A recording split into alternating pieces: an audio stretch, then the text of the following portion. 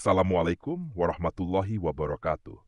Pernahkah kita merasa begitu sedih, hingga dunia seakan runtuh di depan mata? Atau mungkin kita terlalu larut dalam kesedihan sampai-sampai ingin mengungkapkan semuanya di media sosial? Tapi tahukah kita bahwa Rasulullah SAW mengajarkan cara yang berbeda dalam menghadapi kesedihan? Dalam ceramah kali ini, kita akan membahas bagaimana Islam mengajarkan kita untuk tetap tegar dan tidak berlebihan saat menghadapi ujian hidup, serta memahami hadits-hadits tentang laisa minna yang menyentuh perilaku yang bisa menjauhkan kita dari rahmat Allah. Mari kita dengarkan lebih lanjut. Semoga hati kita semakin dikuatkan. Mari kita awali halaqah kita siang ini dengan membaca firman Allah Subhanahu wa taala di dalam surat Al-Fath ayat terakhir, surat 49 ayat 29. Surat 48 ayat 29. Surat Al-Fath surat 48 ayat 29.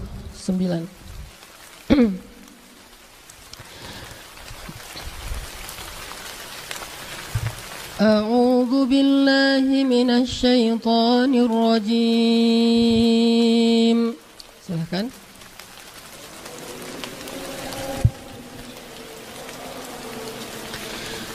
Bismillahirrahmanirrahim.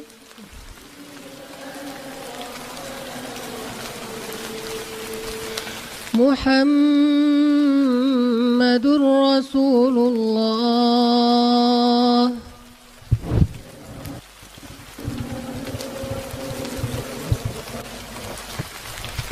walladzina ma'ahu ashidda'u 'alal kuffari ruhama'u bainahum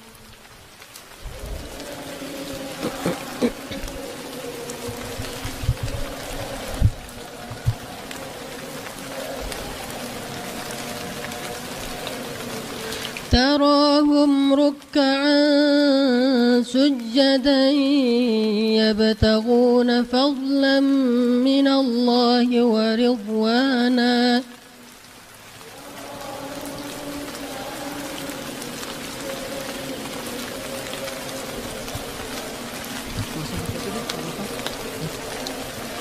سيماهم في وجوههم من أثر السجود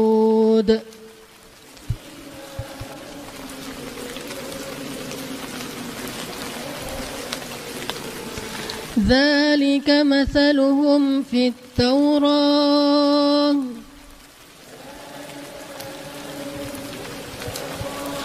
ومثلهم في الإنجيل كزرع أخرج شطأه فآزره فاستغلظ فاستوى على سوقه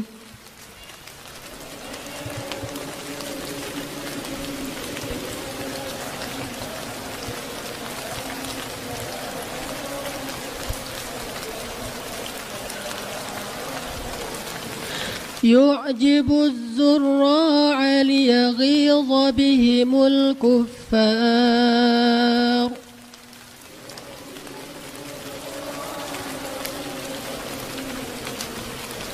وعد الله الذين آمنوا وعملوا الصالحات منهم مغفرة وأجرا عظيما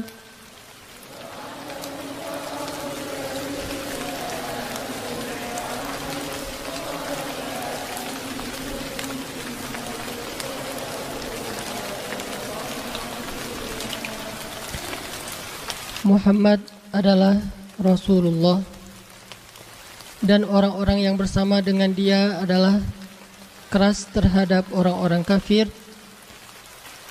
dan berkasih sayang kepada sesama mereka. Kalian lihat mereka rukuk dan sujud mencari karunia Allah dan keridhaannya. Di wajah-wajah mereka ada tanda-tanda bekas sujud. Demikianlah sifat-sifat mereka di dalam Taurat dan sifat-sifat mereka di dalam Injil, yaitu seperti tanaman yang mengeluarkan tunasnya maka tunas itu menjadikan tanaman itu kuat, lalu menjadi besarlah dia dan tegak lurus di atas pokoknya. Tanaman itu menyenangkan hati penanam-penanamnya karena Allah hendak menjengkelkan hati orang-orang yang kafir.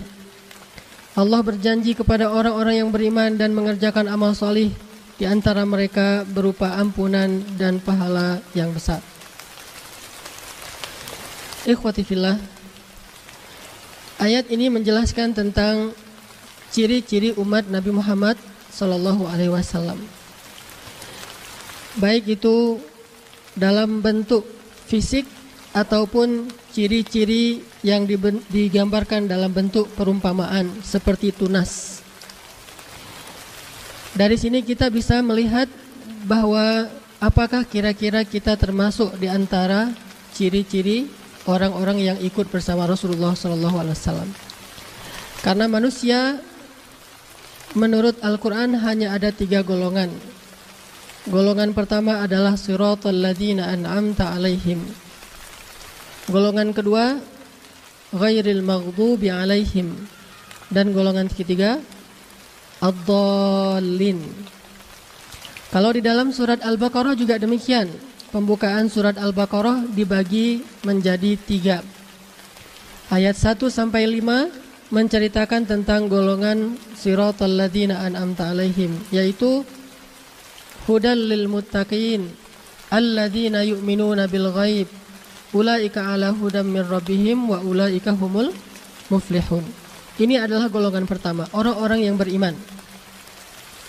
Sedangkan ayat 6 dan ayat 7 adalah golongan orang-orang kafir. Innal ladzina kafaru sawa'un 'alaihim khatamallahu 'ala qulubihim wa 'ala sam'ihim wa 'ala absarihim ghishawah wa lahum 'adzabun 'adzim. Banyak orang membaca khatamallahu 'ala qulubihim wa 'ala sam'ihim wa 'ala absarihim ghishawah. Bukan. Khatamallahu 'ala qulubihim wa 'ala sam'ihim wa 'ala absarihim ghishawah wa lahum 'adzabun 'adzim. Di situ wakaf yang benar. Bukan disambung khatamallahu ala qulubihim wa ala sam'ihim wa ala absarihim ghishawah. Bagaimana yang benar?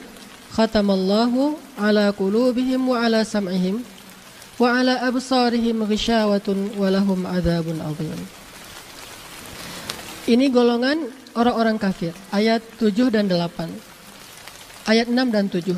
Sedangkan ayat 8 sampai ayat 20 golongan orang-orang munafik. Wa minan nas may yaqulu amanna billahi wa bil yaumil akhir wa ma hum bimu'minin. Mathaluhum kamathalil ladzi istawqada nara falamma adaa'at ma hawlahu dhahaballahu binurihim. Begitu juga di dalam surat-surat yang lain. Dinamakanlah nama-nama surat. Di antaranya ada surat orang-orang yang beriman, Al-Mu'minun. Ada surat orang-orang yang kafir, Al-Kafirun. Dan ada juga surat orang-orang yang muzabzabin, tidak jelas statusnya, yaitu Al-Munafiqun. Nah, di dalam ayat yang barusan kita baca, Allah Subhanahu wa taala menjelaskan kepada kita sifat-sifat baik individu ataupun jamaahnya orang-orang yang bersama Rasulullah SAW. Selanjutnya saya akan bacakan hadis-hadis. Hadis-hadis ini dikumpulkan oleh para ulama dengan judul hadis-hadis yang ada kalimat laisa minna. Laisa minna. Apa arti laisa minna? Bukan golongan kami. Banyak hadis-hadis laisa minna titik. Laisa minna titik. Ini menunjukkan bahwa ada perbuatan-perbuatan tertentu yang mengeluarkan seseorang dari barisannya Rasulullah SAW. Dan kalau keluar dari barisan Rasul, kemana dia akan bergabung? Imma kepada ghairil maghdubi alaihim atau juga kepada waladhdallin. Sehingga kita harus tahu hadis-hadis ini. Jangan-jangan naudzubillah min dzalik kita termasuk di antara orang yang laisa minna titik. Sehingga para ulama hadis menjelaskan kalimat laisa minna di dalam hadis-hadis macam-macam maksudnya. Ada laisa minna yang paling tegas, artinya memang dia sudah keluar dari Islam, disebut khawarij. atau orang-orang yang murtad, atau khawarij, atau kufur, atau munafik, atau fasik. Ini sudah keluar dari Islam, karena secara bahasa arti fasik itu keluar. Ada juga yang laisa minna, artinya ditolak amalnya. Dia masih orang Islam, tetapi apa yang dia lakukan itu membuat dia gugur amal solehnya. Habitat a'maluhum fid dunya wal akhirah. Gugurlah amalnya di dunia dan di akhirat. Seperti orang yang menyalakan api lalu Allah mengambil cahayanya. Mathaluhum kamathalil ladzi istauqada nara. Ini juga berarti laisa minna, artinya fahuwa radd, ditolak amalnya. Ada yang laisa minna, artinya orang yang berbuat bid'ah. Itu arti laisa minna. Ada laisa minna juga berarti dia menentang kami. Arti laisa minna berarti dia memerangi kami, menentang kami, atau menghujat kami. Intinya sama, bahwa laisa minna mengeluarkan seseorang dari status sebagai umat Nabi Muhammad SAW. Di akhirat nanti, kalau dia masuk kepada kalimat laisa minna, bukan golongan kami, berarti dia kehilangan banyak kebaikan di akhirat. Satu, tidak dapat syafaat. Di antaranya syafaat uzma, di antaranya syafaat memperoleh air, haud. Di antaranya syafaat dikeluarkan dari api neraka. Ada 10 syafaat Nabi yang berlaku nanti di hari kiamat, satu pun gak dapat. Kenapa? Laisa minna, bukan golongan kami. Karena yang mendapatkan itu hanya minna, golongan Rasul. Walladzina ma'ahu, yang bersama dengan Rasul. Salah satu sifatnya adalah asyidda, secara emosi asyidda alal kufar ruhama ubainahum. Kepada orang kafir dia keras, kepada sesama muslim dia rahim. Kemudian sifat fisiknya tarahum ruk'an sujjadan yabtaguna min fadlillah fadlan min fadlillah, terus simahum fi wujuhihim min atharis sujud. Kemudian jamaahnya kazar'in akhraja syata'ahu fa'azarahu fastaghlada ala suqih yu'jibu az-zurra'a liyaghidha bihi bil kuffar. Ini menunjukkan bahwa umat Nabi Muhammad itu ada ciri-ciri dan ada juga perkara-perkara yang mengeluarkan seseorang dari menjadi umat Nabi Muhammad SAW. Kita harus tahu hadis-hadis ini. Disebut oleh para ulama dengan hadis laisa minna. Hadis apa? Hadis laisa minna. Ada banyak hadis laisa minna. Mari kita baca beberapa hadis laisa minna yang menjadikan seseorang itu tidak lagi diakui sebagai umat Muhammad. Kalau bukan lagi umat Muhammad, berarti imma kafir wa imma munafiq. Salah satu di antara ghairil maghdubi alaihim waladdallin wal iyadu billah. Hadis yang pertama, hadis ini diriwayatkan dari Abdullah ibnu Mas'ud. Dari Abdullah ibnu Mas'ud. Tahu siapa Abdullah ibnu Mas'ud? Apa cerita yang paling kita ingat tentang Abdullah ibnu Mas'ud? Menghafal surat Al-An'am 1 juz hanya dengan sekali dengar. Dengar sekali ayat itu dibacakan, 1 surat, 1 juz panjangnya. Langsung hafal. Ya Rasul, saya sudah hafal, boleh saya store hafalan? Ketika dia store hafalan, 1 huruf pun tidak ada yang salah. Abdullah ibnu Mas'ud. Apa kata Abdullah ibnu Mas'ud? Qala an-nabiyyu sallallahu alaihi wasallam. Rasulullah sallallahu alaihi wasallam bersabda, laisa minna man latamal khadud wa syaqqal juyub wa da'a bid'awil jahiliyah. Bukan golongan kami. Kami di situ siapa? Nabi dan sahabat. Bukan golongan kami yang menampar-nampar wajahnya dan menyobek-nyobek kerah bajunya dan berbicara dengan ucapan-ucapan jahiliyah. Hadis ini rawahu Bukhari wa Muslim. Imam Al-Bukhari meriwayatkan hadis ini dalam kitab Janaiz dan Imam Muslim dalam kitab Iman. Bukan golongan kami yang menampar-nampar wajahnya atau kepalanya, kemudian menyobek-nyobek kerah bajunya dan juga berucap dengan ucapan-ucapan jahiliyah. Apa maksud dari hadis ini? Apa? Ada yang tahu maksud dari hadis ini apa kira-kira? Maksudnya adalah bukan umat Nabi Muhammad apabila dia sedang dalam keadaan sedih, kemudian dia berkeluh kesah dan meratapi kesedihan. Itu maksudnya. Kebiasaan orang Arab, apabila ditimpa dengan satu musibah, misalnya kematian, maka perempuan-perempuan mereka akan dikumpulkan di satu rumah untuk bersedih rame-rame. Mereka akan menyobek-nyobek kerah baju mereka. Mereka akan menarik-narik, mencambak-cambak rambut mereka. Kemudian mereka juga akan meratap dengan mengatakan kalimat-kalimat syair tentang kesedihan. Aduhai celaka, sesungguhnya dia adalah tulang punggung keluarga. Aduhai betapa sedihnya saya. Aduhai betapa hilangnya perasaan saya. Aduhai telah pergi jantung hati saya, segala macam. Ini syair-syair jahiliyah, da'wil jahiliyah. Jadi ada 3 di situ. Memukul-mukul tubuhnya sendiri atau wajahnya, menyobek-nyobek baju, kemudian berucap dengan ucapan jahiliyah. Ini terjadi pada orang-orang jahiliyah sebelum Islam. Datang Islam, maka tidak boleh lagi orang meratapi kesedihan. Baik itu kesedihan karena kematian, ataupun kesedihan karena apapun, dia tidak boleh meratapinya. Dia tidak boleh izhar kepada manusia. Dia tidak boleh mudhaharah. Dia tunjukkan kepada manusia bahwa betapa sedihnya saya.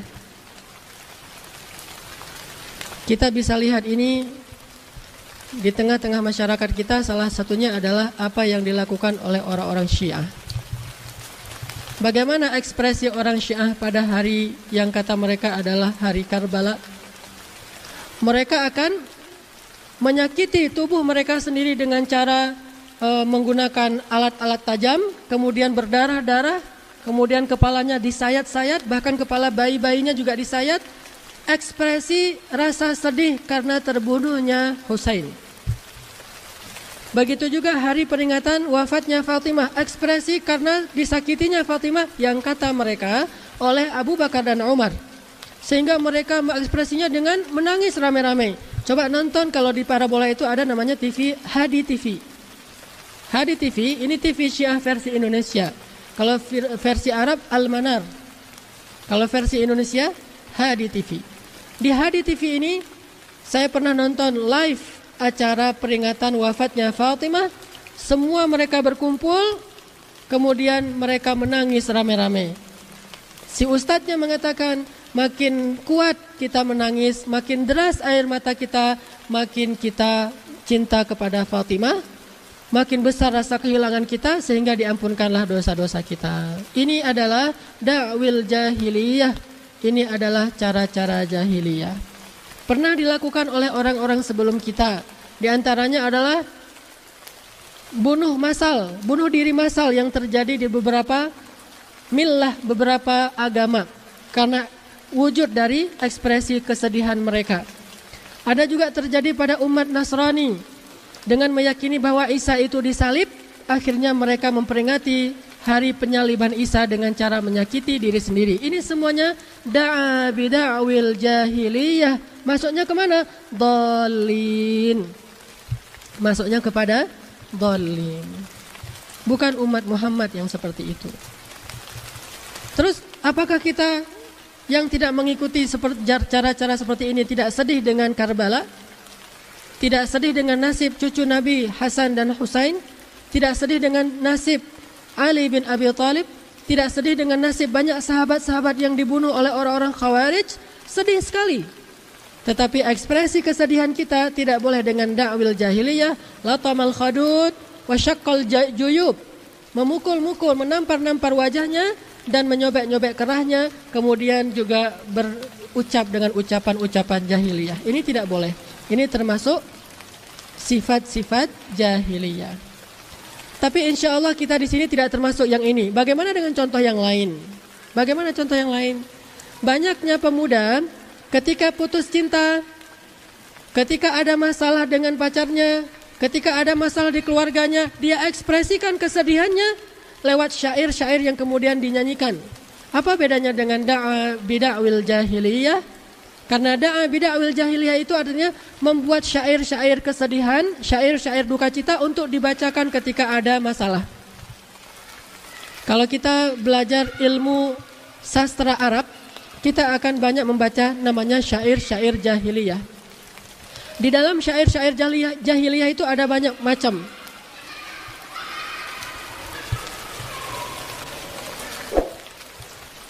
Salah satu tema dari syair jahiliyah itu adalah tentang perang karena fanatisme suku. Terus tema yang lain tentang menggambarkan tubuh perempuan, cantik, seksi, segala macam. Ini namanya rafas. Rafas. Kemudian ada syair tentang kesedihan supaya membangkitkan rasa dendam. Biasanya kesedihan karena kematian. Terus ada juga syair tentang memuji-muji berhala dan dewa-dewa. Ini semuanya masuk kepada syair jahiliyah. Sekarang adakah di tengah-tengah kita? Semuanya ada. Syair memuji dewa-dewa, dia mengatakan dewa pun cemburu atau apa segala macam dalam bentuk syairnya. Atau malaikat dia buat dengan bahasa-bahasa dia menggambarkan malaikat. Ini jahiliyah. Tapi yang maksud saya dengan hubungan dengan hadis tadi adalah syair tentang kesedihan seseorang hanya gara-gara masalah cinta yang belum tentu jelas halalnya. Hancur gitu kan? Atau kau hancurkan hatiku kan?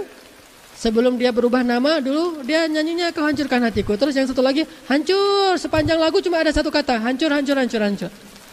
Ini semuanya da'a bida'wil jahiliyah. Lalu kita ketika punya masalah ingin menikmati kesedihan kita dengan mendengar musik-musik yang sedih seperti itu. Ini namanya orang-orang yang laisa minna, bukan golongan umat Nabi Muhammad, yang menikmati kesedihan dengan syair-syair jahiliyah. Menikmati kesedihan dengan ekspresi-ekspresi menunjukkan kepada semua orang saya lagi sedih. Dia buat di status di BB dia. Kalimat-kalimat bahwa saya paling sedih di dunia, saya sedang sedih. Wahai orang-orang yang ada di kontak saya, ketahuilah bahwa saya sedang sedih. Terus dia buat dalam bentuk foto. Fotonya macam-macam yang mengindikasikan bahwa dia sedang sedih. Semua ini idharus syakawa kata ulama. Apa arti idharus syakawa? Menampilkan, mengekspresikan keluh kesah. Innal insana khuliqa halu'a idza massahu asy-syarru jazu'a wa idza massahu al-khairu manu'a illal musallin. Apa maksudnya? Manusia itu kalau dikasih ujian dia mengeluh sampai berputus asa, kalau dikasih nikmat dia jadi kikir dan lupa diri. Solusinya minimal dua di situ, salat dan sedekah. Kalau dia banyak nikmat, sedekah, jangan lupa diri. Kalau dia lagi banyak masalah, salat. Karena kata Ibnu Abbas, annan nabiyya idza hasibahul amr fazi'a ila shalah. Nabi kalau ada masalah sedikit aja, salat. Ada masalah, salat. Kenapa? Curhatnya kepada Allah di tengah malam, tidak ada yang tahu. Ini idharus syakawa kepada Allah. Ya Rabbi inni wahanal 'azmu minni. Kan itu curhat kan? Rabbi inni wahanal 'azmu minni washta'ala ar-ra'su shayba wa lam akun bidu'aika rabbi shaqiyya wa inni khiftul mawaliya min wara'i wa kanat imra'ati 'aqira fahab li min ladunka waliya. Itu curhat siapa? Curhat siapa? Zakaria di awal surat Maryam. Seharusnya kita kalau mau idharus syakawa, mau curhat dan menampakkan kesedihan kita itu ke Allah, bukan kepada makhluk, bukan kepada manusia. Kalau kepada manusia, masuk kepada kalimat meratapi kesedihan. Laisa minna man latamal khadud wa syaqqal juyub wa apa tadi? Wada'a bida'wil jahiliyah. Bukan golongan Nabi Muhammad. Sekarang banyak kan di BB, di WhatsApp dan segala macam menunjukkan statusnya bahwa status saya lagi sedih, status saya lagi senang, status saya lagi pelangi, status saya lagi berkabut. Semua statusnya dikasih di situ, bukan pesan tetapi status. Status dalam arti saya lagi dalam keadaan apa, biar semua orang tahu. Kalau kebaikan tidak masalah, itu namanya tahaddus bin ni'mah. Tapi tidak ada tahaddus bisyakawa, tidak ada. Yang ada tahaddus bin ni'mah. Kalau dengan syakawa tidak boleh izharus syakawa. Satu-satunya boleh izharus syakawa, innallaha la yuhibbul jahra bisu' illa man zulim. Allah tidak suka orang-orang itu jahra bisu'. Apa arti jahra bisu'? menampilkan hal-hal yang buruk tentang orang lain atau tentang nasibnya, illa man zulim, kecuali kalau dia terzolimi, dia boleh. Karena ada seorang sahabat di zaman Rasul, dia dizolimi oleh tetangganya, dia kasih tahu tetangganya nggak berubah, dia lapor ke orang nggak ada yang bantu dia, akhirnya dia keluarkan semua isi rumahnya di depan rumah, dia duduk di depan rumah. Semua orang yang lewat akan bertanya, kenapa? Saya dizolimi oleh tetangga. Ini namanya mudhaharat. Mudhaharat kemudian jadi bahasa modernnya demonstrasi. Bahasa Arabnya mudhaharat. Bahasa di zaman Nabi izharus syakawa, jahru bisu, menampilkan nasib yang buruk untuk melaporkan kepada masyarakat bahwa kami sedang terzalimi supaya orang lain membantu, itu boleh. Itu jahru bisu satu-satunya yang dibolehkan. Kalau sekarang misalnya di Mesir, rakyat Mesir dizalimi oleh militernya, dizalimi oleh Asisi, maka mereka mudhaharat, turun ke jalan. Siapa bilang itu bid'ah? Siapa bilang itu enggak mencontohi Rasul? Sahabat pernah mudhaharat, cuma istilahnya beda. Istilahnya jahra bisu, menampilkan nasib yang buruk, karena dia illa man zulim. Allah la yuhibbu jahra bisu illa man zulim. Jadi boleh. Dengan syarat dia menampilkan yang wajar, bukan kalau di zaman kita kan misalnya mudhaharatnya, demonya itu bukan karena terzalimi, demonya itu karena kepentingan. Kalau demonya karena terzalimi, dia berhak. Misalnya orang-orang yang terzalimi karena dia diambil hartanya, tanahnya diambil tapi tidak diberikan ganti rugi segala macam, lalu dia demo di depan kebunnya, di depan rumahnya, maka ini boleh. Ini namanya jahra bisu, dibolehkan dalam agama. Tapi kalau urusan pribadi, urusan keluarga, kita kasih tahu ke orang lain banyak, ini berarti kita telah termasuk orang-orang yang meratapi kesedihan. Laisa minna, bukan golongan kami. Biar kita saja yang tahu masalah kita. Kalau kita perlu orang lain membantu kita, hanya kita kasih tahu kepada orang yang bisa membantu kita. Banyak dari kita itu mencari hiburan dengan curhat. Sesungguhnya hiburan orang yang beriman itu curhatnya kepada Allah Subhanahu wa taala. Wa ilallahil mushtaka, kata para ulama. Wa ilallahil mushtaka fala haula wala quwata illa billah. Saya pernah mendengar ceramah Usamah bin Laden di gua. Takut mendengar namanya? Tidak boleh takut. Tidak ada yang mengatakan dia teroris kecuali munafik. Karena ulama-ulama di seluruh Timur Tengah mengatakan dia ulama, hafiz, mujahid, nahtasibuhu syahidan insyaallah. Dan kita berharap dia dapat peroleh pahala syahid. Apa kata Usamah? Umat kita dalam keadaan fitihin azim. Tih itu artinya terkatung-katung, terlunta-lunta, enggak jelas nasibnya. Itu tih bahasa Arab. Fitihin azim, taihun, dalam keadaan terlunta-lunta, enggak jelas. Mereka sedih untuk sesuatu yang tidak perlu disedihkan, mereka gembira untuk sesuatu yang tidak perlu digembirakan. Makanya likaila tafrahu bima atakum wala tahzan ala ma fatakum.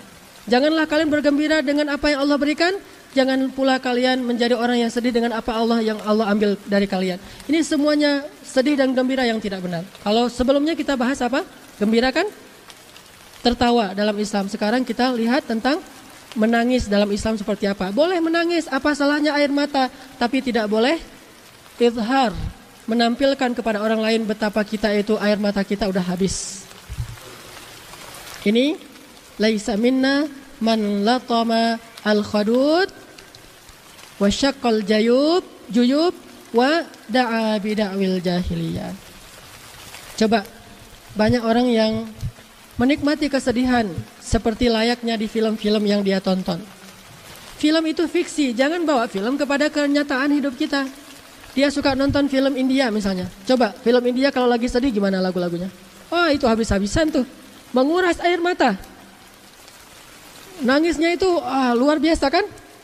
Sambil lari-lari, hujan-hujan, nangis gitu ya. Ini film India. Dia sengaja mengeksploitasi kesedihan sehingga orang yang nonton itu padahal dia tadi habis kenyang makan nasi terus sama keluarga nggak ada masalah, tiba-tiba jadi nangis, terlibat dalam emosi yang dieksploitasi di dalam adegan film India. Lalu nanti secara alam bawah sadar ketika dia punya masalah dalam hidupnya, dia akan mencontohi alam bawah sadar ya. Bukan disengaja, dia nggak mau juga demikian, tapi dia secara spontan mencontohi adegan itu lalu dia nikmati. Bahkan dia koleksi di dalam MP3 dia lagu-lagu dengan playlist judulnya lagu-lagu sedih. lagu-lagu kenangan. Lagu-lagu semuanya isinya sedih semuanya. Sehingga ketika ada masalah dia lagu-lagu itu dia baca lagi. Dia betapa saya memang benar kayak lagu ini. Saya begini, saya begitu. Ini laisa minna, bukan umatnya Nabi Muhammad SAW. Terus kalau gitu nggak boleh sedih dong Ustaz, boleh menangis. Nabi juga menangis ketika cucu beliau meninggal ya. Beliau pangku cucu beliau sambil menangis. Tapi kata beliau apa? Apa salahnya air mata? Yang salah lisan. Air mata tidak masalah dia mengalir, nggak bisa kita bendung kalau kita lagi sedih. Tetapi lisan yang meratapi kematian, kesedihan itu yang dilarang dalam Islam. Cuma satu orang yang boleh diratapi kematiannya, siapa? Sa'ad bin Mu'az, seorang sahabat Ansor yang meninggal dalam perang Khandaq.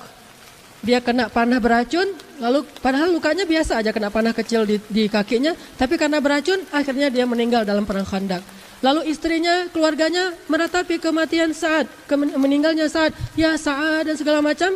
Lalu orang-orang mengatakan, ya amatallah, wahai ibu, janganlah engkau meratapi mayit. Sesungguhnya Rasulullah melarang seseorang meratapi mayit. Datang Rasulullah, biarkan dia. Sesungguhnya semua perempuan yang meratapi mayit itu berdusta, kecuali perempuan yang meratapi mayitnya Sa'ad bin Mu'az. Cuma dia yang boleh, yang layak diratapi wafatnya. Saking solehnya Sa'ad bin Mu'az, yang lain gak boleh. Bahkan seorang perempuan tidak boleh berkabung lebih dari 3 hari, kecuali kematian suaminya saja. Ayahnya gak boleh, saudaranya tidak boleh, anaknya tidak boleh. Masih bayi anaknya meninggal di dalam kandungan atau pas lahir, tidak boleh lebih dari 3 hari. Maksimal 3 hari, lebih dari 3 hari itu disebut dengan meratapi kematian atau kesedihan. Kenapa perempuan dilarang datang ke kuburan? Bukan dilarang dalam arti haram, ada ilahnya. Takutnya nanti dia nggak kuat, malah dia pingsan di kuburan. Makanya ada cerita, ini bukan dongeng, bukan cenah. Ini pernah terjadi. Ada seorang bapak, saudagar kaya, punya banyak harta. Ketika dia hidup, dia bagi-bagi hartanya. Rumah untuk anak pertama, rumah untuk anak kedua. Nah, lahirlah anak yang terakhir, masih kecil, perempuan. Ketika anak ini sudah remaja, bapaknya meninggal sebelum sempat dibagikan harta kepada anak yang terakhir ini. Lalu bapaknya dibawa ke kuburan untuk dikuburkan. Saat dibawa ke kuburan, anak perempuan ini ikut ke kuburan. Apa yang terjadi? Ketika bapaknya mau dikuburkan, anaknya meraung-raung. Bapak, dipikir orang sedih, bukan? Bapak meninggal sebelum ngasih saya harta, yang lain semuanya sudah dikasih, saya tidak. Ini idharus syakawa. Yang lain kakak sudah dikasih, si AA udah dikasih, semuanya dikasih. Saya kok nggak dikasih, bapak pergi duluan, nggak adil, segala macam. Orang terheran-heran melihat kejadian ini. Dikirain menangis karena kehilangan, ternyata meratapi harta, bukan meratapi mayit. Makanya perempuan dimakruhkan datang ke kuburan pada saat hari kematian kalau dia tidak kuat menahan emosinya. Tapi kalau hari lain setelah kematian itu boleh, sebagaimana Aisyah sering mengunjungi kuburan Rasulullah dan kuburan Abi Bakar As-Siddiq. Intinya bahwa jangan kita mengekspresikan kesedihan kita lalu kita umumkan kepada semua orang bahwa saya sedang sedih. Jangan juga kita menikmati kesedihan kita dengan syair-syair yang sedih agar kita merasa bahwa kita ini paling sedih di dunia. Itu namanya jazua. Innal insan, itu sifat manusiawi banget. Jadi kalau dia bilang manusiawi kan Ustadz kayak gitu, ya emang manusiawi. Kata Allah juga insan. Innal insan. Tapi tahu nasib manusia? Innal insana lafi khus, rugi. Nasib manusia itu rugi. Jadi kalau yang kita miliki cuma sifat-sifat manusiawi, maka kita lebih banyak ruginya daripada untungnya. Pertanyaannya, apa ruginya orang mengekspresikan kesedihan, mengumumkan kepada setiap orang bahwa dia sedang sedih, dan juga menikmati kesedihan? Apa ruginya? Satu, ruginya dia tidak bersyukur kepada Allah Subhanahu wa taala. Dia ingat satu kesedihannya dan lupa segenap atau sekian banyak nikmat yang Allah berikan kepada dia. Dia tidak syukur kepada Allah. Ini salah satu ruginya orang yang mengekspresikan kesedihan dengan cara yang tadi.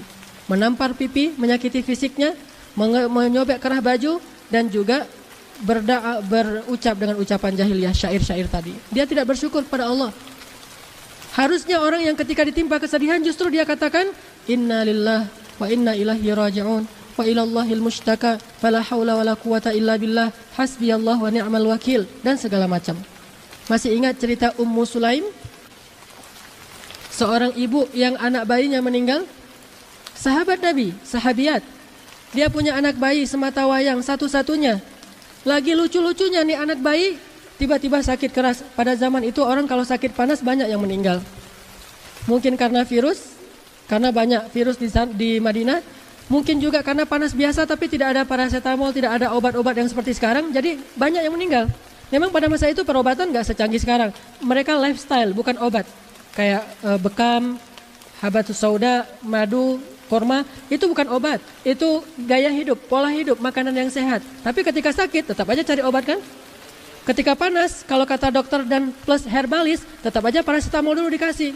Kalau ada sih kunyit dan semacamnya yang bisa menjadi antibiotik plus paracetamol. Nanti kalau udah bagus, udah sehat, baru dikasih lagi antibody yang kuat dengan obat-obat herbal. Tetap aja dicari paracetamol. Nah ini karena panas tinggi, anaknya kemudian meninggal dunia.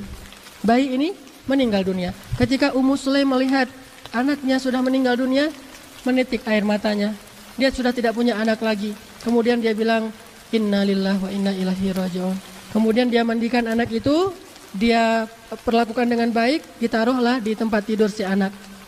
Suaminya pulang bertanya, bagaimana anak kita, apakah dia masih sakit? Kata Ummu Sulaim, fi hudu'in was sakinah. Dia dalam keadaan tenang banget. Maksudnya sudah meninggal. Sedangkan suaminya memahami, oh berarti udah sembuh, udah tidur. Akhirnya Ummu Sulaim berdandan untuk suaminya. Setelah berdandan dia siapkan makanan untuk suaminya. Suaminya makan, lalu dia melakukan hubungan suami istri dengan suaminya, melayani suaminya sampai selesai, baru dia bilang anak kita sudah meninggal. Coba lihat bagaimana tabahnya Ummu Sulaim. Dan dia kata Nabi, min ahlil jannah, termasuk ahli surga. Bagaimana dengan kesedihan kita? Semua orang pernah mengalami kesedihan dalam hidupnya. Bukan hanya pernah, sering mengalami kesedihan dalam hidupnya.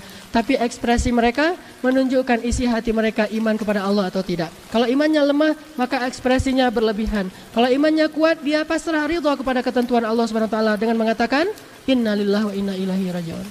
Terus cerita Ummu Aqil, juga min ahlil jannah, yang dijamin surga. Namanya Ummu Aqil. Punya anak satu-satunya, udah rajulan sawiya, anak yang sudah usia cukup untuk berusaha. Dia tidak punya suami. Anaknya pergi berjihad dan Ummu Aqil mengatakan, bawalah onta ini untuk kendaraan kamu. Berangkat dia dengan onta itu pergi berjihad, meninggal. Lalu setelah sekian lama datanglah orang ke rumah Ummu Aqil dengan mengendarai ontanya Ummu Aqil. Dari jauh dilihat oleh Ummu Aqil, ini onta saya, tapi yang menungganginya saya tidak kenal. Ketika udah dekat, orang-orang mengatakan, ya Ummu Aqil, sesungguhnya Aqil telah menghadap Allah Subhanahu wa taala. Lalu Ummu Aqil menjadi sedih mendengar berita itu, tetapi beliau diam saja, tidak tahu harus berucap apa. Kemudian beliau katakan, kalian jangan pulang dulu, tunggulah sebentar, saya akan siapkan makanan untuk kalian. Coba lihat, dalam keadaan sedih, dia masih menjamu tamu. Tamu yang datang membawa berita itu, bukan dia usir, kau usah masuk rumah saya, tutup pintu rumah, bukan. Bukan dia peluk bantal, dia siapkan tisu, bukan. Dia malah mempersiapkan makanan. Disuruh, duduklah sebentar kalian, saya akan mempersiapkan makanan. Dia masak di belakang, semuanya dalam keadaan berduka cita. Lalu dia beri makanan kepada tamu-tamu yang datang. Lalu dia bertanya, siapa di antara kalian yang hafal Al-Quran? Salah seorang sahabat yang datang waktu itu, sahabat Nabi mengatakan, saya hafal sebagian Al-Quran. Kata Ummu Aqil, hiburlah saya dengan ayat-ayat yang berkaitan dengan masalah ini. Lalu dia bacakan, وَلَنَبْلُوَنَّكُمْ بِشَيْءٍ مِنَ الْخَوْفِ وَالْجُوعِ وَنَقْصٍ مِنَ الْأَمْوَالِ وَالْأَنفُسِ وَالثَّمَرَاتِ وَبَشِّرِ الصَّابِرِينَ. Ayat sabar. وَبَشِّرِ الصَّابِرِينَ الَّذِينَ إِذَا أَصَابَتْهُمْ مُصِيبَةٌ قالوا إِنَّا لِلَّهِ وَإِنَّا إِلَيْهِ راجعون. Dibacakan oleh sahabat yang hafiz. Apa kata Ummu Aqil? Inna lillahi wa inna ilaihi raji'un. Maka damailah sudah hati saya terhibur dengan ayat ini. Ini namanya mukminah. Ini baru orang yang beriman. Inilah umat Nabi SAW. Jadi tidak mengeluh, kemudian dia menjadi tidak bersyukur kepada nikmat Allah. Padahal yang diambil Allah sedikit, yang dikasih banyak, dia malah mengeluhkan yang sedikit tadi. Apa rugi yang lain karena dia mengeluh tadi? Rugi yang lain adalah melemahkan mentalnya sendiri. membuat dia jadi orang yang lemah dan dia menikmati kelemahan itu. Menganggap dirinya tidak berdaya, menganggap hidupnya sudah usai, menganggap bahwa dunia ini tidak ada lagi gunanya, tidak perlu dilanjutkan hidupnya. Ini orang yang lemah mentalnya. Banyak laki-laki di zaman kita yang akhirnya bunuh diri gara-gara masalah sepele. Apa sepelenya? Tidak diterima cintanya, sehingga dia bunuh diri. Pernah saya lihat di TV One berita sebulan yang lalu di daerah Jawa Timur, seorang pemuda naik motor di depan rumah perempuan yang dia cintai, tapi perempuan itu sudah dikhitbah oleh laki-laki yang lain, sudah dilamar oleh laki-laki yang lain. Jadi putus cinta kan?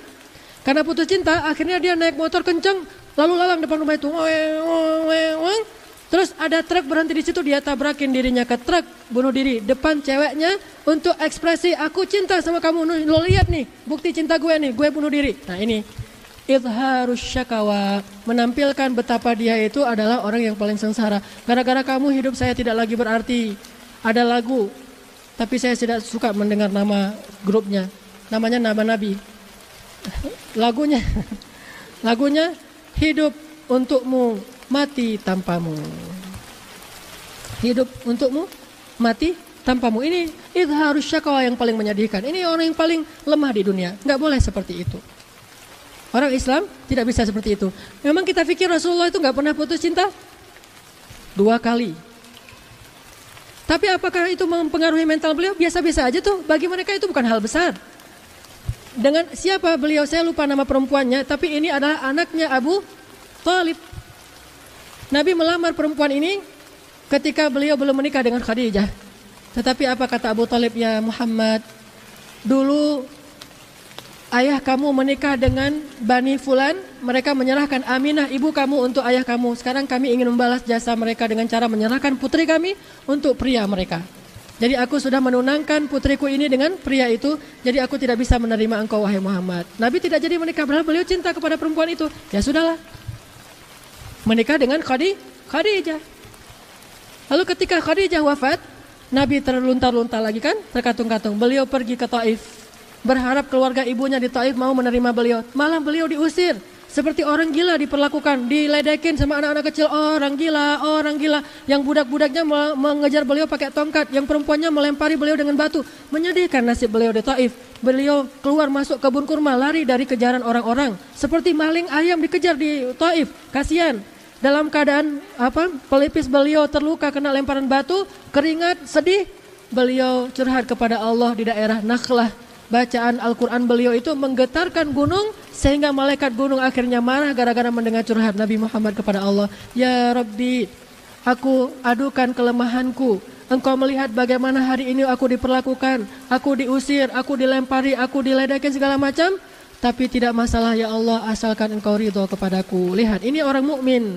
Tidak masalah ya Allah, asalkan engkau ridho kepadaku. Tidak masalah semua itu. Lalu Nabi kemana? Nggak bisa pulang ke Mekah karena mau dibunuh. Di Taif nggak diterima. Kemana beliau pergi? Beliau pergi ke Gua Hira untuk kali yang kedua sejak beliau dapat wahyu dulu. Karena sejak dapat wahyu nggak pernah lagi ke Gua Hira, kecuali ketika keluar dari Taif diusir, beliau ke Gua Hira. Menginap di situ 1 malam. Lapar, haus, lemah, capek, lelah, terusir di Gua Hira. Beliau sedih mengadu kepada Allah, ya Rabbi, ya Rabbi, ya Rabbi. Ini syakawanya mukmin. Lalu datanglah seorang laki-laki Quraisy kafir, tapi dia baik kepada Rasul, menjemput Rasulullah ke Gua Hira dan membawa pulang ke Makkah. Di Makkah, di mana beliau nginap? Di rumah perempuan yang tadi beliau lamar, tetapi tidak diterima oleh Abu Thalib, sepupu beliau. Perempuan ini kemudian menempatkan Rasul bukan di rumahnya, di luar rumahnya. Akan ada banyak ruang tuh, beliau di rumah itu, tapi milik perempuan tadi. Dan perempuan itu kemudian sudah ditinggalkan suaminya, entah meninggal entah cerai, jadi janda. Nabi melamar perempuan ini karena dia sudah janda untuk menjadi pendamping beliau, karena beliau butuh seorang perempuan mendampingi beliau, karena beliau sendiri.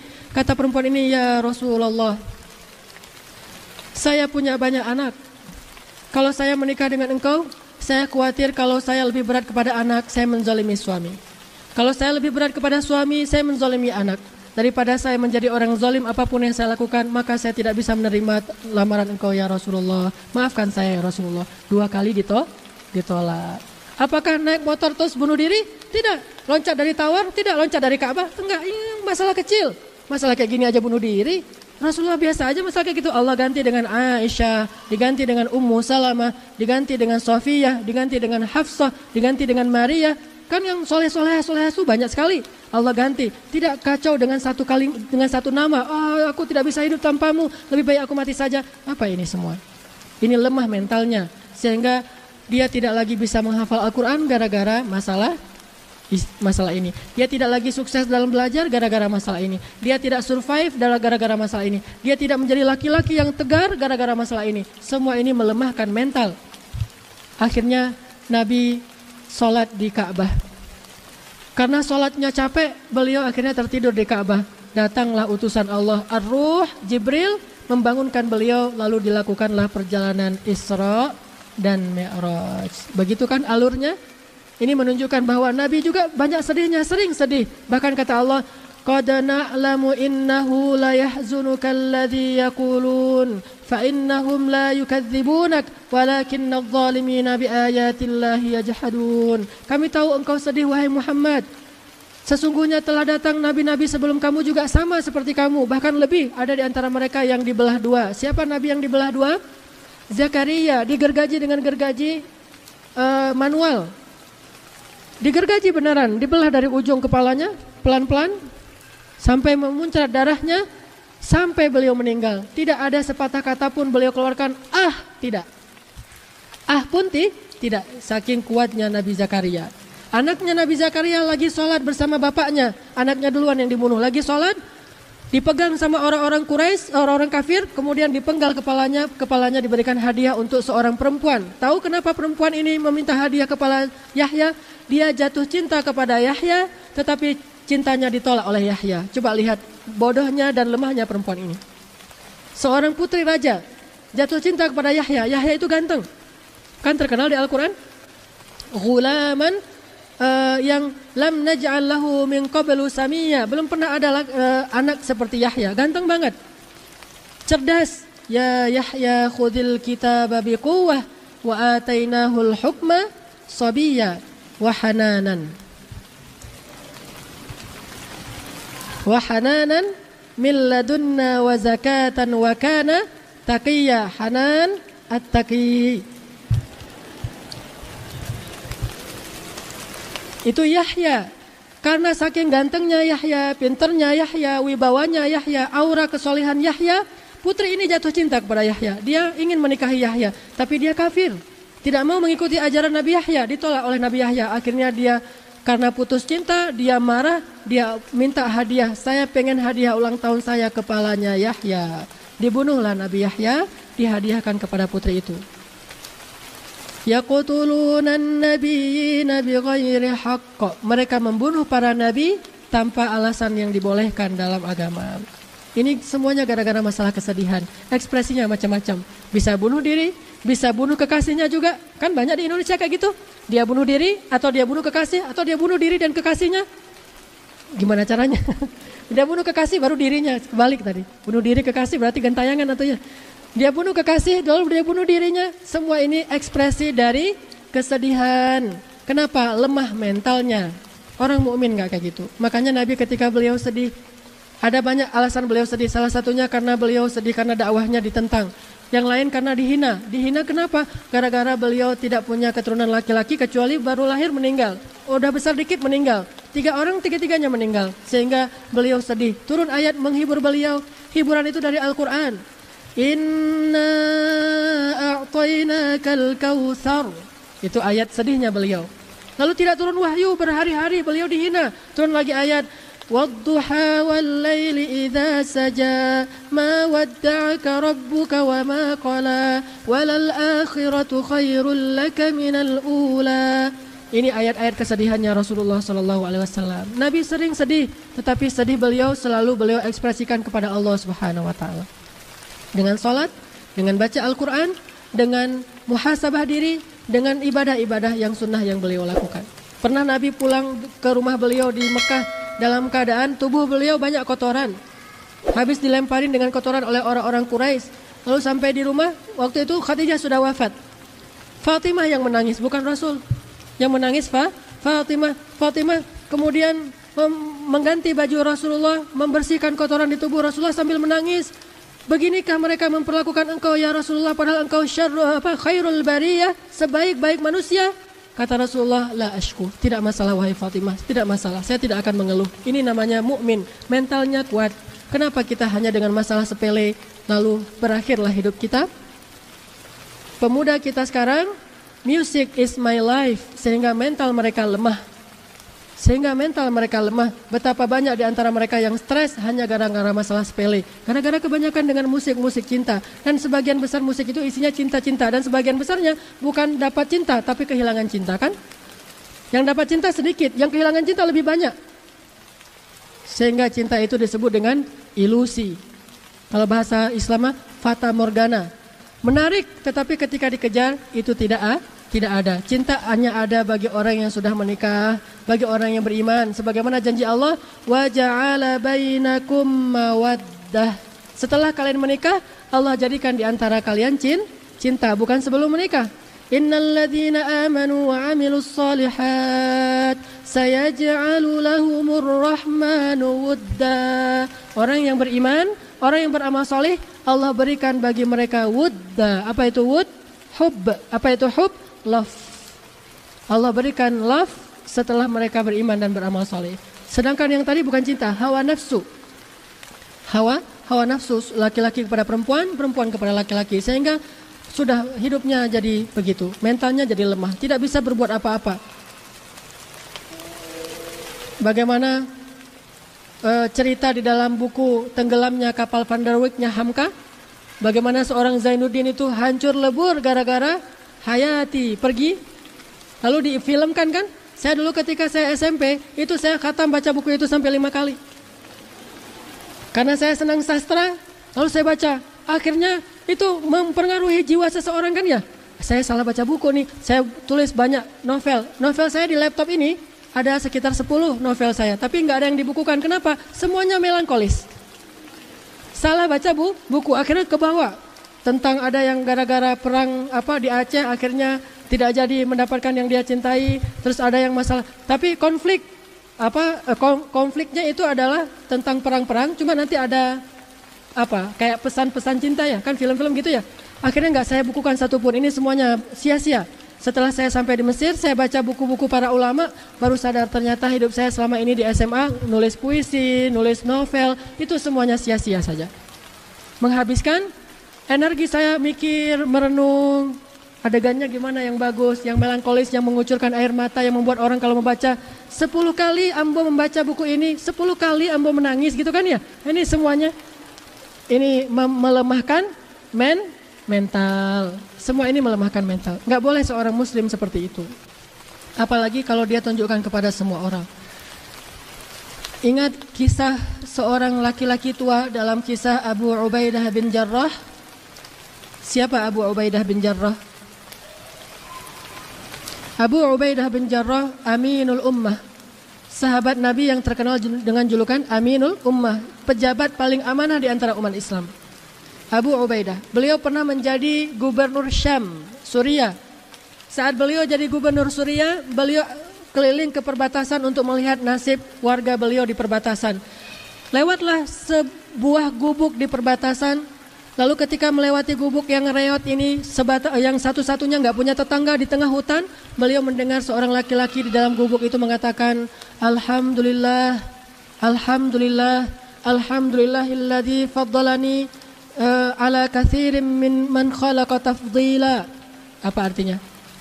Segala puji bagi Allah yang memberikan saya nikmat yang tidak diberikan kepada sebagian besar orang. Saya dapat nikmat itu.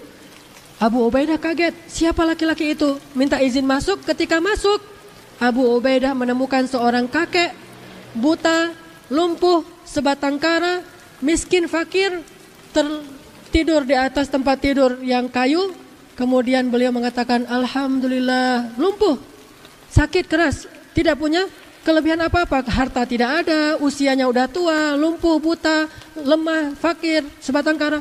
Alhamdulillah, Alhamdulillah, sebatang kara. Coba Abu Ubaidah mendekat bertanya, ya Syekh, panggilan untuk orang tua ya, ya Syekh, Saya mendengar engkau terus memuji Allah, mengatakan dapat nikmat yang tidak diberikan kepada sebagian besar orang. Apa nikmat engkau? Saya lihat nasibmu seperti ini. Kata syekh itu, ada 2 nikmat yang Allah berikan kepada saya dan sedikit orang yang dapat nikmat itu. Abu Ubaidah penasaran. Ini sahabat belajar kepada tabi'in. Bukan tabi'in belajar ke sahabat, kebalik. Bukan sahabat biasa, sahabat 10 orang yang dijamin surga tanpa hisab kan ya? Abu Ubaidah bin Jarrah belajar kepada tabi'in. Apa kata syekh ini? 2 nikmat itu adalah qalban syakira wa lisanan dzakira. Hati yang selalu bersyukur, lisan yang selalu berzikir. Itulah nikmat saya. Bukan harta, bukan jabatan, bukan fisik, bukan sehat, tetapi hati yang selalu bersyukur, lisan yang selalu berzikir. Itulah nikmat saya. Lalu kata Abu Ubaidah, apakah kamu sendiri di sini? Kata orang ini, tidak, saya punya anak. Tetapi sudah 2 hari saya tidak mendengar dia, melihat dia datang, dia tidak datang untuk merawat saya. Biasanya dia yang merawat saya. Sudah 2 hari dia tidak pulang. Bolehkah saya minta tolong mencarikan dia? Akhirnya Abu Ubaidah dan prajuritnya mencari anak kakek ini. Di sekeliling rumah keluar, ternyata ditemukan anak itu sudah meninggal di salah satu tempat karena dimakan oleh hewan buas. Pulang Abu Ubaidah kepada kakek ini, "Kek, anak kakek sudah meninggal, maafkan saya. Dia dimakan hewan buas." Apa kata kakek ini? Alhamdulillahirabbil alamin. Inna lillahi wa inna ilaihi raji'un. Meninggallah kakek itu. Wa akhiru da'wahum anil hamdulillahi rabbil alamin. Ucapan terakhir mereka kata Allah, alhamdulillahi rabbil alamin. Ucapan terakhirnya. Padahal dia baru mendengar berita anaknya meninggal. Makanya kata Nabi, siapa yang, ini hadisnya panjang saya simpulkan saja, siapa yang ketika mendapatkan musibah anaknya meninggal dia bilang alhamdulillah, Allah bangunkan untuknya sebuah istana di dalam surga dengan nama Baitul Hamdi, istana syukur, istana alhamdulillah. Makanya ikhwati fillah, jangan banyak mengeluh. Jangan banyak mengekspresikan keluhan kita dengan cara berlebihan. Jangan umumkan keluhan kita dan kesedihan kepada banyak orang. Cukup kita dan Rabb kita yang saja yang tahu, lalu kita curhat kepada Allah yang maha bisa memberikan solusi. Yaj'al lahu makhraja wa yarzuqhu min haitsu la yahtasib, yaj'al lahu min amrihi yusra, dan segala macam. Keluhkan kepada Allah, ya Allah, ilaikal mushtaka, kepada engkau aku mengeluh semua masalahku. Saya begini. Seperti Nabi Ayub, Rabbi massaniyad durru wa anta arhamur rahimin. Bukan, hei saya lagi gak enak badan, hei saya lagi panas, hei saya lagi bisul, hei saya lagi sakit gigi. Semua kasih tahu ke orang, ke Allah kasih tahu, ya Allah, Rabbi massaniyad durru wa anta arhamur rahimin. Inilah mukmin.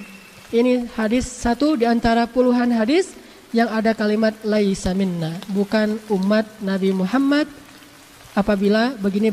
Yang pertama adalah apabila dia suka berlebihan dalam kesedihan dan meratapi nasibnya yang kadang-kadang dalam keadaan sedih. Mudah-mudahan Allah bisa menguatkan hati kita dalam menghadapi ujian dan menjadikan kita tetap menjaga rahasia pribadi kita hanya kepada Allah Subhanahu wa Ta'ala saja. Sebelum ditutup, mungkin ada pertanyaan satu saja? Ya, silakan. Kita masih ada waktu berapa? Satu pertanyaan. Masih ada waktu 10 menit ya? Silakan. Tidak ada dari Ikhwan, tidak ada akhwat? Tidak ada. Baik, kita cukupkan di sini. Mudah-mudahan Allah Subhanahu wa Ta'ala menggolongkan kita termasuk orang yang bisa mendapatkan ilmu untuk mengamalkannya, bukan sekedar ilmu untuk tahu, tapi ilmu untuk amal. Ilmu bukan untuk tahu, tapi ilmu untuk amal. Jadi amalkan saja satu hadis dulu aja, amalkan itu dalam kehidupan kita. Jaga status di BB kita. Jangan banyak dengar musik-musik yang sedih, apalagi ketika lagi sedih. Bahkan ini hukumnya bisa jadi haram. Jagalah diri kita dengan Al-Quran saja. Yataghanna bil Quran. Barakallahu li walakum. Subhanakallahumma wa bihamdika. Ashhadu an la ilaha illa anta. Astaghfiruka wa atubu ilaik. Assalamualaikum warahmatullahi wabarakatuh. Waalaikumsalam.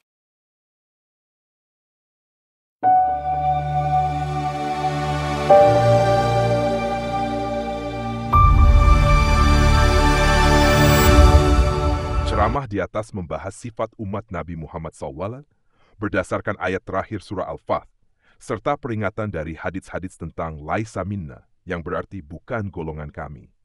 Ustadz menjelaskan bahwa umat Nabi Muhammad SAW harus memiliki sifat-sifat yang kuat, tegar, dan tidak berlebihan dalam meratapi kesedihan atau mengekspresikan keluhan. Beberapa perilaku yang dilarang termasuk menampar wajah, menyobek baju, atau mengekspresikan kesedihan dengan cara-cara jahiliyah seperti dalam budaya masa lalu dan beberapa kebiasaan modern, termasuk curhat secara berlebihan di media sosial. Selain itu, umat Islam diingatkan untuk mengatasi kesedihan dengan cara yang benar, yaitu bersabar, salat dan berzikir kepada Allah SWT, serta menjaga mental yang kuat dengan tidak bergantung pada hal-hal duniawi.